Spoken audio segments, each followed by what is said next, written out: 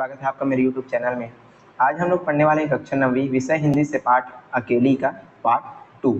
Part 1 हमने जो है कवर कर लिया है। यदि वीडियो आपने नहीं देखा है तो जा करके देख सकते हैं। बहुत ही आसान और सरल शब्दों में हमने इस पाठ को समझा है। चलिए आज पार्ट 2 आगे बढ़ते हैं। चैनल को सब्सक्राइब कीजिएगा, अपने दोस्तों के साथ जरूर इसको शेयर कीजिएगा। तो सबसे पहले हमने पिछले में पढ़ा था कि जो अकेली सोमा बुआ है वो शादी में जाना चाहती है और एक गिफ्ट लेने के लिए किसके पास आई है? राधा भाभी के पास आई है, पूछने के लिए कि क्या गिफ्ट दूँ ऐसा करके। अब आगे पढ़ते हैं। मैं तो कुछ भी नहीं समझू रे, जो कुछ पास है तू ला करके दे देती है, जो तू ठीक समझे ले आना, बस भद्द नहीं उड़नी चाहिए। अच्छा देखूं पहले कि रुपए कितने हैं। अब ये जो है राधा भाभी के पास जाती है और बोलती है कि मेरे को कुछ समझ नहीं आता गिफ्ट वगैरह, और तुम ही अपने हिसाब से गिफ्ट ला लेना ऐसा करके। और पहले क्या बोलती है, मेरे पास कितने रुपए हैं पहले देख लेती हूँ करके। और वे डगमगाते कदमों से नीचे उतर आई। 2-3 कपड़ों की गठरियाँ हटाकर एक छोटा सा बक्सा निकाला। अब ये जो सोमा बुआ है क्या करती है, नीचे उतर आती है और क्या करती है, गठरियों को हटा करके एक छोटा सा बक्सा ओपन कर लेती है, खोल लेती है। उसका ताला खोला, इधर उधर करके एक छोटी सी डिबिया निकाली। बक्से का ये जो है ताला खोल लेती है और इधर उधर करके एक छोटी सी डिब्बी को निकाल लेती है। बड़े जतन से उसे खोला, उसमें 7 रुपए की कुछ रेजगारी पड़ी थी और एक अंगूठी। अब डब्बे को खोलती है तो उसमें क्या था, 7 रुपए और एक अंगूठी पड़ी थी। बुआ का अनुमान था कि रुपए कुछ ज़्यादा होंगे, पर जब 7 ही रुपए निकले तो सोच में पड़ गई। बुआ सोच रही थी कि ये जो है कुछ ज़्यादा रुपए होंगे, लेकिन केवल उसमें 7 रुपए था और एक अंगूठी था। रईस समधियों के घर में इतने से रुपयों की बिंदी भी नहीं लगेगी। उसकी नज़र अंगूठी पर गई। अब वो जो है सोचती है कि मेरे पास तो बहुत कम पैसे हैं, तो जो है अंगूठी पर उसकी नज़र जाती है। यह उसके मृत पुत्र की एकमात्र निशानी उसके पास रह गई थी, और ये जो अंगूठी थी वो किसकी थी, उसके मरे हुए बेटे की थी, जो एकमात्र उसकी क्या थी, निशानी। बड़े बड़े आर्थिक संकटों के समय में भी वे उस अंगूठी की मोह को न छोड़ सकी। आज भी एक बार उसे उठाते समय उसका दिल धड़क गया, फिर भी उन्होंने 5 रुपए और वह अंगूठी आंचल में बांध ली। इसके पास 7 रुपए थे, तो जो है 5 रुपए को और उस अंगूठी को आंचल में बांध लेती है अपने, और ये जो अंगूठी था उसके बेटे का निशानी था। बक्से को बंद किया और फिर ऊपर की ओर चली, पर इस बारी में उनका मन उत्साह कुछ ठंडा हो गया था और पैरों की गति शिथिल, क्योंकि ये जो अंगूठी है उसको बेचने वाली थी, और ये जो अंगूठी उसके मरे हुए बेटे की एकमात्र निशानी थी। तो इसके कारण वो जो है बहुत ही क्या हो गई थी, उनका उत्साह जो है ठंडा पड़ गया था। राधा के पास जाकर बोली, रुपए तो नहीं निकले बहू, आए भी कहाँ से, मेरे कौन कमाने वाला बैठा है। उस कोठरी का किराया आता है, 2 समय की रोटी निकल जाती है जैसे तैसे। और वो रो पड़ी। जैसे ही फिर से वो जो है राधा भाभी के पास जाती है तो बोलती है कि मेरे पास ज़्यादा रुपए नहीं है बहू, ऐसा करके वो जो है रो पड़ती है। राधा ने कहा, क्या करूँ बुआ, आजकल मेरा भी हाथ तंग है, नहीं तो मैं ही दे देती। राधा बोलती है, मेरे पास भी पैसे नहीं है बुआ, नहीं तो मैं भी आपको दे देती करके। अरे तुम देने के चक्कर में क्यों ही पड़ती हो, आजकल तो लेन देन का रिवाज ही उड़ गया है। तो बोलती है कि नहीं नहीं, पैसे नहीं चाहिए। नहीं रे राधा, समझियों का मामला ठहरा, 25 बरस हो गए तो भी भूले, और मैं खाली हाथ जाऊं, नहीं नहीं, इससे तो ना जाऊं सो ही अच्छा। वो बोलती है, 25 साल हो गए हैं हमारा जो रिश्ता है उसको, समझियों का, और मेरे को क्या है, शादी में जाना है, तो खाली हाथ जाना अच्छा नहीं लगेगा ऐसा करके बोलती है। तो जाओ ही मत, चलो छुट्टी हुई, इतने लोगों में किसे पता लगेगा आई या नहीं। राधा ने सारी समस्या का सीधा हल बताते हुए कहा। राधा भाभी बोलती है, उससे अच्छा तुम मत ही जाओ बुआ शादी में ऐसा करके, किसी को क्या पता चलेगा ऐसा करके। बड़ा बुरा मानेंगे, सारे शहर के लोग जावेंगे और मैं समधिन होकर नहीं जाऊंगी, तो यही समझेंगे कि देवर जी मरे तो संबंध ही तोड़ लिया। तो यहाँ पर सोमा बुआ बोलती है, नहीं नहीं, यदि मैं शादी में नहीं गई तो सब लोग क्या हो जाएंगे, बुरा मान जाएंगे और सोचेंगे कि अब तो संबंध ही तोड़ दिया ऐसा करके। नहीं नहीं, तू यह अंगूठी बेच ही दे। और उन्होंने आंचल की गांठ खोल करके एक पुराने जमाने की अंगूठी राधा के हाथ में रख दी। अब वो जो अंगूठी लाई थी, अंगूठी जो उसके बेटे के मरे हुए बेटे की आखिरी निशानी थी, उसको जो है राधा भाभी को दे देती है और इसको बेचने के लिए बोलती है। फिर बड़े मिन्नत भर में स्वर में बोली, तू तो बाजार जाती है राधा, इसे बेच देना और जो कुछ ठीक समझे खरीद लेना, बस शोभा रह जावे इतना ख्याल रखना। और राधा भाभी को बोलती है कि तुम जो है बाजार जाओगे तो इस अंगूठी को क्या करना, बेच देना, और जो भी अच्छा लगे वो ला लेना शादी में देने के लिए करके। गली में बुआ ने चूड़ी वाले की आवाज़ सुनी तो एकाएक ही उसकी नज़र अपने हाथ की भद्द मटमैली चूड़ियों पर टिक गई। अब अचानक से गली में क्या आता है, चूड़ी वाला आता है, तो उसकी आवाज़ सुन करके जो सोमा बुआ है अपने हाथों की मटमैली चूड़ियों को देखती है। कल समधियों के यहाँ जाना है, जेवर नहीं है तो कम से कम कांच की चूड़ी तो अच्छे पहन ले। पर एक अव्यक्त लाज ने उनके कदमों को रोक दिया। कोई देख लेगा तो। अब ये सोचती है कि कल मेरे को कहाँ जाना है, शादी में जाना है, तो चलो एक चूड़ी खरीद लेता हूँ, मतलब कांच की चूड़ियाँ ही खरीद लेती हूँ, ऐसा करके वो जो है सोचती है। और वो जो है रुक जाती है कि कोई देख लेगा तो, ऐसा करके।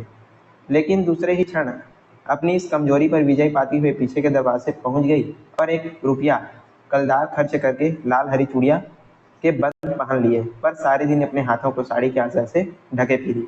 अब ये जो है उतरती है, चूड़ी वाले के पास जाती है और 1 रुपए की चूड़ी, लाल रंग हरी रंग की चूड़ियाँ जो है पहन लेती है और उसको खरीद लेती है। और अपने जो हाथ है उसको अपने साड़ी के आंचल से ढके रहती है कि कोई देख न मत ले, ऐसा करके। फिर क्या होता है, शाम को राधा भाभी ने बुआ को चांदी की एक सिंदूरदानी, एक साड़ी और एक ब्लाउज का कपड़ा ला करके दे दिया। अब ये जो राधा भाभी है क्या करती है, शाम होता है तो जो अंगूठी को बेच करके ये जो है क्या करती है, सिंदूरदानी और एक साड़ी और क्या ब्लाउज शादी में ले जाने के लिए इसको बुआ को, सोमा बुआ को दे देती है। सब कुछ देख पाकर बुआ बड़ी प्रसन्न हुई और यह सोच सोच कर कि जब ये सब दे देगी तो उसके समझी पुरानी बातों की दुहाई देकर के उनकी मिलनसारी तक की प्रशंसा करेंगे। उनका मन प्रफुल्लित होने लगा। अब सारी चीज़ों को देखती है, सिंदूरदानी, साड़ी, ब्लाउज सबको, तो जो बुआ है वो क्या हो जाती है, खुश हो जाती है और सोचती है कि जब मैं इसको दूंगी तो बहुत अच्छा लगेगा शादी में करके। अंगूठी बेचने का गम भी जाता रहा और अंगूठी जो है बेची थी उसका गम भी वो जो है भूल जाती है। पास वाले बनिए के यहाँ से एक आने का पीला रंग लाकर रात में उन्होंने साड़ी रंग दी। शादी में साड़ी, सफ़ेद साड़ी पहनकर जाना अच्छा लगेगा, रात में तो सोई मन कल की ओर दौड़ रहा था। ये जो है क्या करती है, कलर लाती है पीले रंग का और उस अपने साड़ी को रंग देती है और रात को उसका जो मन है वो किधर रहता है, शादी की तरफ, कि मैं जो है कल शादी में जाऊंगी, ऐसा करके बहुत खुश रहती है। आई होप आप समझ रहे होंगे। दूसरे दिन 9 बजते बजते खाने का काम समाप्त कर डाला। अपनी रंगी हुई साड़ी देखी तो कुछ जची नहीं। अब सुबह होती है, मतलब शादी के दिन वाली सुबह 9 बजते ही पूरा वो जो है अपना काम वगैरह निपटा लेती है और अपनी रंगी हुई साड़ी को देखती तो उसको अच्छा नहीं लगता। फिर ऊपर राधा के पास पहुंची। क्यों राधा, तू तो रंगी साड़ी पहनती ही है तो बड़ा आप रहती है, चमक रहती है, इसमें चमक क्यों नहीं है। अब उसने क्या किया था, अपना साड़ी रंगा था तो उसमें चमक नहीं आया था। तो फिर से राधा भाभी के पास जाती है, बोलती है कि मेरे साड़ी में चमक क्यों नहीं आया, ऐसा करके। तुमने कलफ तो नहीं लगाया अम्मा, थोड़ा सा मार दे देती हूँ अच्छा रहता। अभी दे लो, ठीक है जावे, बुलावा कब का है। तो ये जो है बोलती है कि मार लगा देती तो अच्छा कलर आ जाता है, ऐसा करके। फिर पूछती है कि बुलावा कब का है, मतलब कितने बजे शादी में जाओगे। अरे नए फैशन वालों की मत पूछो, इन मौक़ों पर बुलावा आता है। 5 बजे का मुहूर्त है, दिन में कभी भी आ जाएगा। सोमा बुआ बोलती है कि 5 बजे का मुहूर्त है और दिन में कभी भी बुलावे के लिए आ जाएगा शादी में करके। राधा भाभी मन ही मन मुस्कुरा उठी, मतलब राधा भाभी खुश हो जाती है। बुआ ने साड़ी में मार लगाकर सुखा दिया, फिर एक नई थाली निकाली, अपनी जवानी के दिनों में बुना हुआ क्रोशिये का एक छोटा सा मेजपोश निकाला। थाली में साड़ी, सिंदूरदानी, एक नारियल और थोड़े से बटाले बस बतासे सजाए। फिर जाकर राधा भाभी को दिखाया। ये क्या करती है, अपने साड़ी में मार लगा करके फिर से सुखा देती। उसके बाद एक थाली में जितना भी सिंदूर, साड़ी, मतलब जो शादी में देने वाली है सबको जो है सजा करके राधा को दिखाती है। सन्यासी जी महाराज सवेरे से इस आयोजन को देख रहे थे। उन्होंने कल से लेकर आज तक कोई 25 बार चेतावनी दे दी थी कि यदि कोई बुलावा ना आए तो मत चली जाना, नहीं तो ठीक नहीं होएगा। उनके पति ये सारी चीज़ों को देख रहे थे, सन्यासी जी, और बोलते हैं कि यदि बुलावा नहीं आना, यदि कोई बुलाएगा नहीं शादी में तो मत जाना, ऐसा करके उनको समझा देते हैं।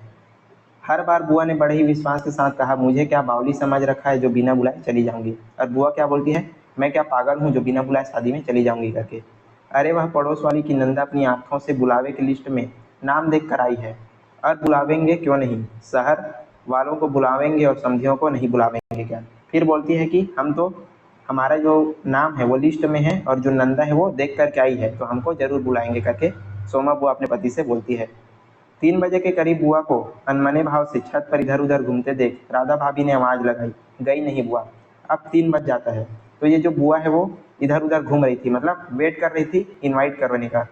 तो जो राधा भाभी वो देखती है और बोलती है कि अभी तक नहीं गई हो क्या, ऐसा करके। एकाएक चौंकते हुए बुआ ने पूछा, कितने बज गए राधा। क्या कहा, 3। सर्दियों में दिन का पता ही नहीं चलता। अब पूछती है राधा भाभी, सोमा बुआ, कि कितने बज गए राधा, ऐसा करके। तो 3 बज गए ऐसा करके इनको बताता है। तो बोलती है कि सर्दी में तो, सर्दी का मौसम था तो 3 बज गया, पता ही नहीं चला, ऐसा करके बोलती है। बजे 3 है और धूप सारी छत से ऐसे सिमट गई मानो शाम हो गई है। फिर एकाएक जैसे ख्याल आया कि यह तो भाभी का प्रश्न का उत्तर नहीं हुआ, तो जरा ठंडे स्वर में बोला, मुहूर्त तो 5 बजे का है, जाऊंगी तो 4 बजे तक जाऊंगी, अभी तो 3 ही बजे हैं। फिर क्या बोलती है कि अभी तो 3 ही बजे हैं और मुहूर्त कितने बजे का है, 5 बजे का, तो तब तक मुझको बुलावा आ जाएगा करके, अभी तो 3 ही बजे हैं। बड़ी सावधानी से उन्होंने स्वर में लापरवाही पूर दिया। बुआ छत पर गली में नजर फैलाई खड़ी थी, उनके पीछे ही रस्सी पर धोती फैली हुई थी। अब ये जो है गली में जो है देख रही थी छत से, चित्र में देख सकते हैं यहाँ पर ये सोमा बुआ है और ये राधा भाभी, ये जो है गली की ओर झांक रही है छत से। उसमें कलफ लगा और अबरक छिड़का हुआ था। अबरक के बिखरे हुए कण रह रह कर धूप में चमक जाते थे और ठीक वैसे ही जैसे किसी गली में घुसता हुआ देख बुआ के चेहरा चमक उठता था। अभरक पड़े हुए थे, तो जो अभरक है आप सभी लोग को पता है, अभरक वो जो है क्या हो रहा था, धूप में चमक रहा था। और जैसे ही बुआ किसी आने जाने वाले को देखती थी तो उसका भी चेहरा चमक उठता था, शायद इनवाइट करने के लिए आए हैं ऐसा करके। 7 बजे के धुंधलके में राधा ने ऊपर से देखा, दीवार में सटी एक गली की ओर मुंह करके एक छाया मूर्ति दिखाई दी। उसका मन भर आया, बिना कुछ पूछे इतना ही कहा, बुआ सर्दी में खड़ी खड़ी यहाँ क्या कर रही हो, आज खाना नहीं बनेगा क्या, 7 बज गए। अब देखते ही देखते कितना बज जाता है, 7 बज जाता है, लेकिन उनको बुलावा शादी में बुलाने के लिए कोई भी नहीं आता। तो जो सोमा बुआ है चुपचाप वहाँ पर खड़ी रहती। तो राधा भाभी बोलती है कि 7 बज गए, सर्दी में यहाँ पर क्या कर रहे हो ऐसा करके।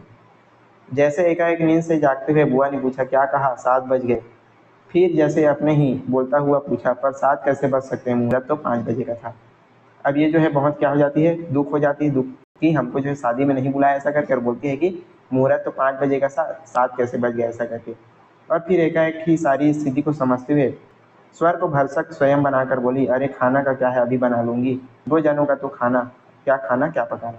फिर बोलती है कि हम लोग तो 2 ही लोग हैं, जल्दी से खाना बना लूँगी ऐसा करके। फिर उन्होंने सूखी साड़ी को उतारा, नीचे जाकर अच्छी तरह तह की धीरे धीरे हाथों से चूड़ियाँ खोली, थाली में सजाया हुआ सारा सामान उठाया और सारी चीज़ें बड़े जतन से अपने एकमात्र संदूक में रख दी, और फिर बड़े ही बूझे दिल से अंगीठी चलाने बैठी। अब क्या होता है, नीचे जाती है और जितना भी जाने का तैयारी किया था उसको सबको समेट लेती है और बड़े ही बेमन से ये जो है अंगीठी आग जलाती है। तो ये रहा आज का हमारा पाठ अकेली, और आई होप आपको ये जो पाठ है अच्छे से समझ आया होगा। पार्ट 1 आपने नहीं देखा, जा करके देख सकते हैं, और इसका प्रश्न उत्तर भी हमारे चैनल पर उपलब्ध है। वीडियो पसंद आया तो लाइक कीजिएगा, चैनल पर नए हैं तो जरूर इसको सब्सक्राइब कीजिएगा और ज़्यादा से ज़्यादा वीडियो को शेयर कीजिएगा। आपका छोटा सा हेल्प चाहिए, सिर्फ वीडियो को आपको शेयर करना है अपने दोस्तों के साथ, ताकि उनकी भी हेल्प हो सके, और प्यारा सा कमेंट आप वीडियो के नीचे कर सकते हैं।